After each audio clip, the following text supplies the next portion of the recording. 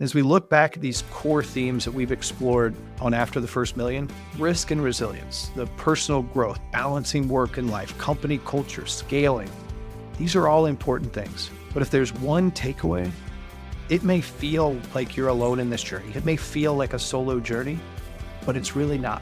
You are constantly learning and growing and figuring out how to make it through that messy middle. I'm Matt Tate, founder of Decimal and fellow entrepreneur.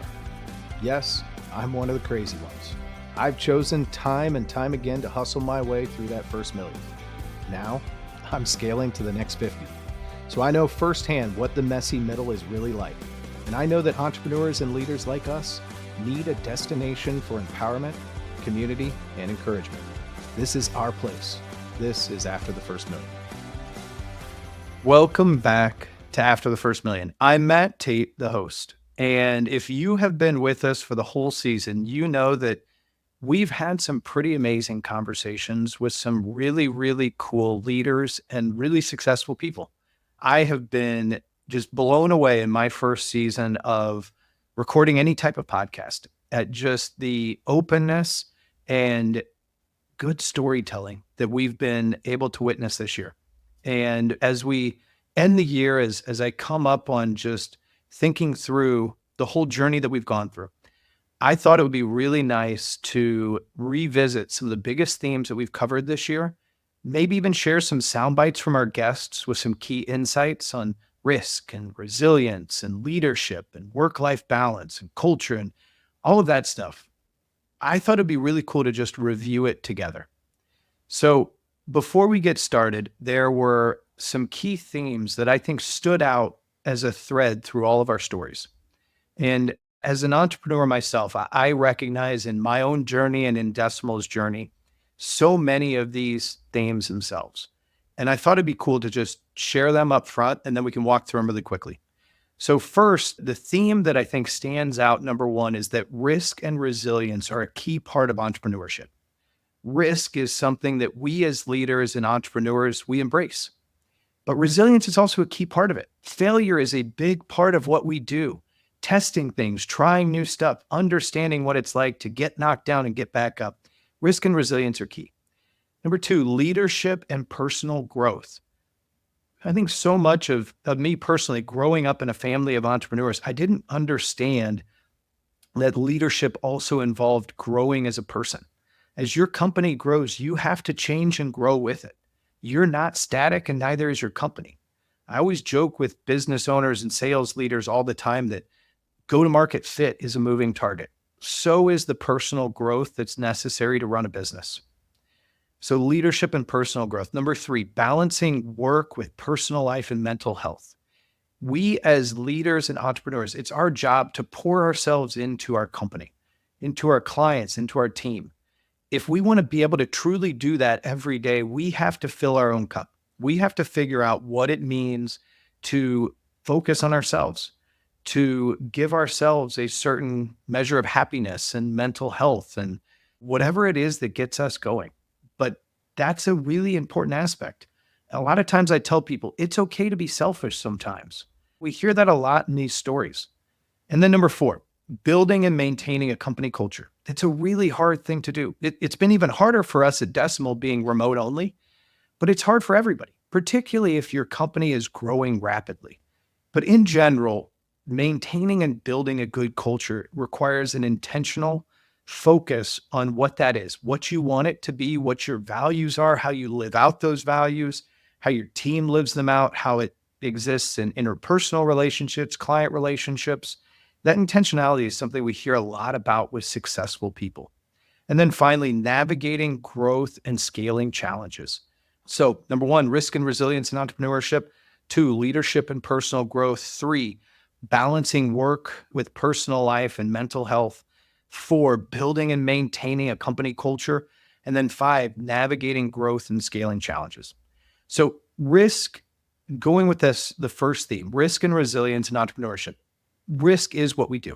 We as entrepreneurs are crazy enough to start a business. We have crazy ideas that we think we can do it. We want to be the boss. We want to be the leader. We want to convince people to jump off that bridge. It what keeps you in the game. But as many of our guests share, those risks come with failure. They come with finding the courage to fight through the tough times, to understand that it's not always going to be perfect and it's not going to be easy. First up in this story is Tiffany Sauder, CEO of Element 3. She shared, I think, an amazingly powerful story of going through one of the hardest periods in her business where things got tough. And she learned about resilience along the way. We ended up getting through it, but it took us like probably 18 to 24 months to pay everybody back that we owed money to. I paid every dollar of interest, and it was like humbling and brutal, and I cried a lot. And that was where my dad said to me, hard is not the end, it's just hard. And if you want to quit, it can be the end, but it doesn't have to be. All right, there's Tiffany's clip. It's an amazing story. Next, I think it's really cool to hear about Dagan and Xavier, co-founder of Label Insight, as he opens up about his mission to help others believe in their ability to tackle hard things. His story isn't an easy one, but it had such a cool ending, and I think it's an amazing story. Isn't that the coolest thing though, mate? Trying to share that with other people, that you can do hard things. That's the addictive thing for me. It's like, I believe I can do hard things now. Imagine this world if everyone believed that they could do hard things. And so I almost feel like it's like my duty to get stuck in and instill that belief, because I think it's done wonders for me. All right. And finally, here's Devin Bramhall, former CEO of Animalz, as she shares, I think, an extremely amazing, powerful story of personal resilience, even as it applies to work. That goes back to like not needing to be liked. I became a much more effective leader the less I cared about being liked, because that's not my job, actually. In some cases, as CEO, it's my job to be the bullseye, because you're ultimately the one taking responsibility. And so if you can get comfy with that, I think that's when I started to see myself more as a CEO than I ever felt in the beginning. Okay. Our second theme is leadership and personal growth. Entrepreneurship is not just about growing a business. It's about growing who you are as a person and understanding that as your company changes, as times change, you also have to grow. And for many founders, that means learning a lot about themselves. It means truly looking in the mirror and seeing what you're good at, what you're bad at, and then having the strength to go find people that complement your skill set. So first, we're going to hear from Rich Hagberg, who I have to admit is my personal CEO coach. He is an amazing CEO whisperer. He also is the founder of the Hagberg Consulting Group and soon to have a pretty popular book coming out on leadership. And Rich has coached hundreds and hundreds of CEOs and entrepreneurs and leaders. And he's learned that understanding one's leadership style is essential to becoming an effective leader. There are essentially three styles of leadership: the visionary evangelist like Jobs and Musk, the relationship builder like John Chambers and Howard Schultz of Starbucks and Jamie Dimon, and the manager of execution, like Jack Welch, organized, orderly, structured. And when we could assess that and other things, it was really helpful to people to know what their style was. A typical founder is high on visionary evangelist, medium on relationship, and low on execution. And that's their Achilles heel. All right, next, and continue with the coaches theme. We have Adam Weber, former chief people officer, who explains why leaders need to allow time for their teams to process big decisions and to get on board with this. I talk a lot at Decimal about socializing decision-making. Very rarely do I go into a big all hands meeting and make an announcement that most of the people in that room haven't already heard before. It's so important to give people time to absorb new things and to give them time to process. I think oftentimes CEOs and leaders of companies forget when they're making a big decision that they've had like months to ruminate on the decision. And then they enact it and then immediately are frustrated that everybody else isn't like just jumping out of their seat, super excited about it, even though they had no time to ruminate. And like, that's really common, where it's like, I'm really frustrated at my team because this thing that's obviously the right decision, and it probably is. It's just that, how do you actually get people on board with your vision, with this thing that you've really thought about? And how do you give them space to process too? And lastly on this theme is, I think one of the coolest guests that we've had, Sims Foster, co-founder of Foster Supply Hospitality.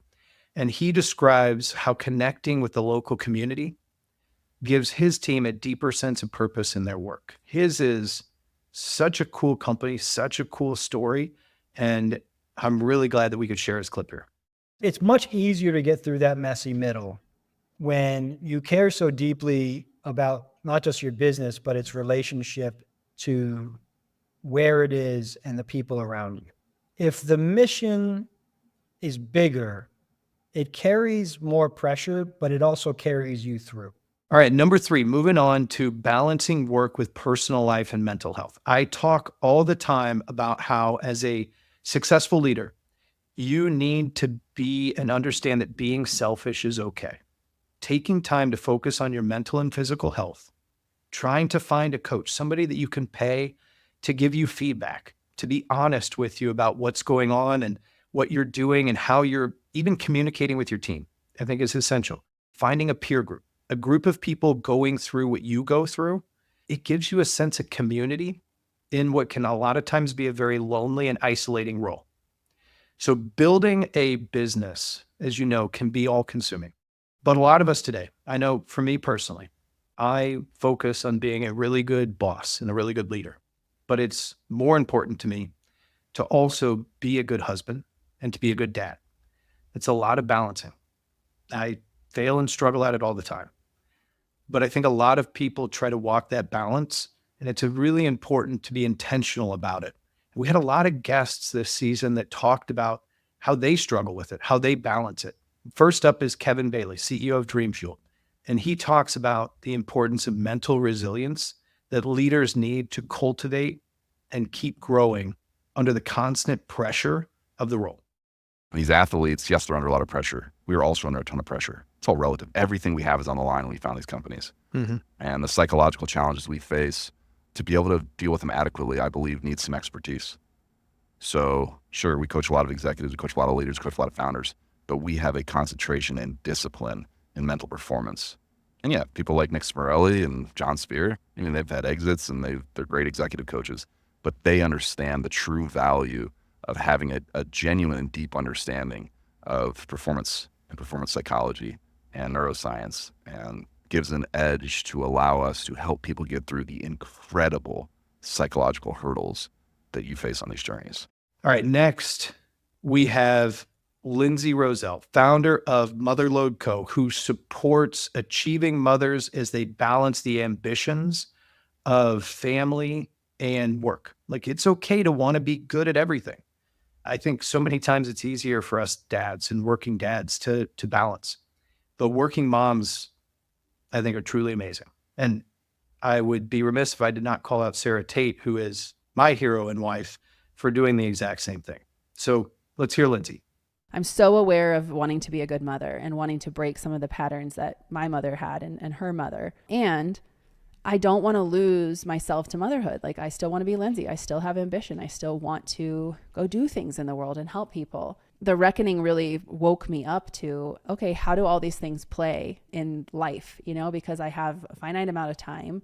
I want to do both of these things well. And the only way I'm going to be able to do any of that is just to be honest with myself and with the people around me that I want both things. And sometimes one is going to take precedent over the other, and that's just going to have to be okay. All right, next we have Jeremy Reymer, a good friend of mine who is the CEO and founder of DriverReach, which is a software company that helps in the trucking industry. And Jeremy's really cool too, because in all of this balancing, he also works with his wife, which personally, my wife would kill me if we worked together. It's very good that we're able to balance by not working together. But Jeremy and his wife, Wendy, do an amazing job of working together. And this isn't their first company doing it. But they talk a lot about risk tolerance and family balance and kind of how they work together to really achieve that balance themselves. And fast forward a few years, I ended up having the opportunity to buy that company. Not a great time in the market. If you remember the wonder years of the Great Recession, you were taking on some risk, but I felt like it was calculated. I knew that we'd get through this. I knew that nothing fundamentally had changed. We just got to hunker down through that period. I mean, it was tough. Don't get me wrong. We're in the midst. I've got children. Number one, I've got a family to protect and take care of. First and foremost, you got to protect your family. All right. Finally, we have, I think, one of the ultimate podcasters ever. Lindsay Tjepkema is the co-founder and former CEO of GadellNet. And it's really cool to watch her reflect on, as she calls it, and I agree, the unique superpowers she gained from balancing work with life as a parent. She even had some really cool stories during the pandemic of her kids being under the desk with swords as she's trying to do fundraising calls and be all serious. And I don't know, life's messy and it's cool to talk about it. I truly think that there's something about being a working parent, being a working mom, especially being a working mom of twins, that gave me superpowers. And I was just like, okay, while they stayed in daycare the whole time, I was like, there's no way, I'm not going to just do this while they're home. There's literally no way. So they stayed in daycare. And I knew that I had to make a certain amount of money to kind of keep things going. And I had a very limited amount of time while they were all in daycare. I just did the thing.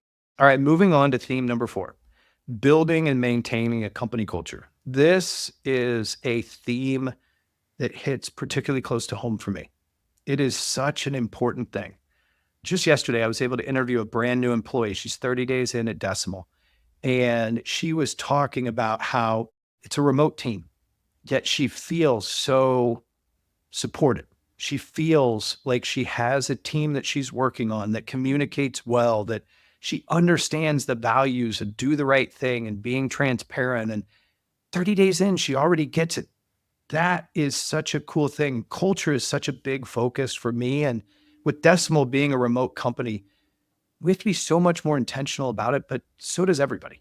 And this theme and hearing all of our guests kind of talk about it in various ways is such an important thing. And, you know, to me, culture isn't a buzzword. Culture is what makes great companies. It's the foundation of what keeps everything together, that helps teams grow. And to hear our guests and how they approach building and maintaining a strong culture was really cool. The first guest that I think is super cool to hear from is Nick Smarrelli, as he discusses the importance of a structure and organization around scaling and how that affects culture. We needed process, we needed structure, and we needed discipline. And we just had all these things that we never had in the earlier phases that made it real. And we needed meetings. Like, we were no longer like the fun little company that never had meetings. Like, we had meetings and we had dashboards and we had scorecards and we were just like becoming everything I never thought we had to be, but we needed to be in order to scale correctly. And that was a transition for us.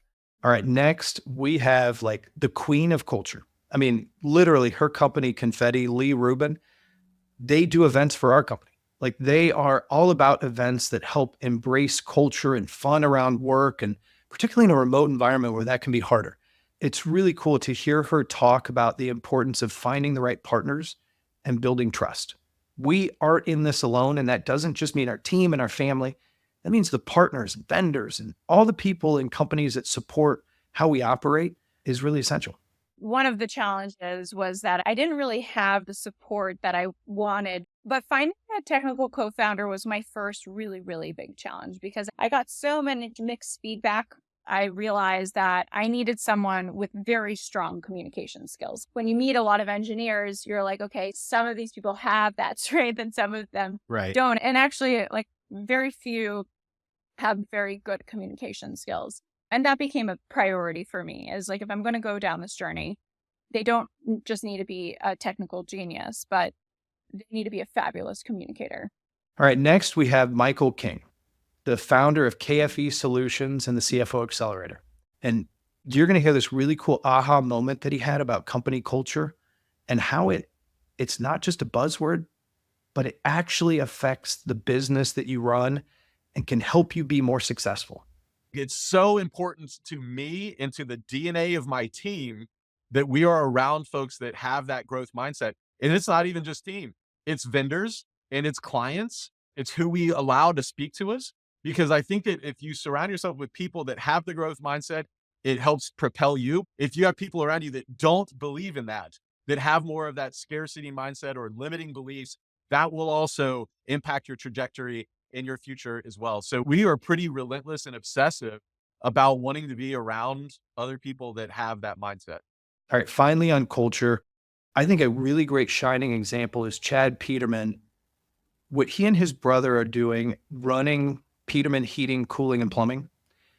This is a company that has grown and scaled in I would say in an industry people don't think about as like running cool companies or just a beacon of what people think of when they think of culture.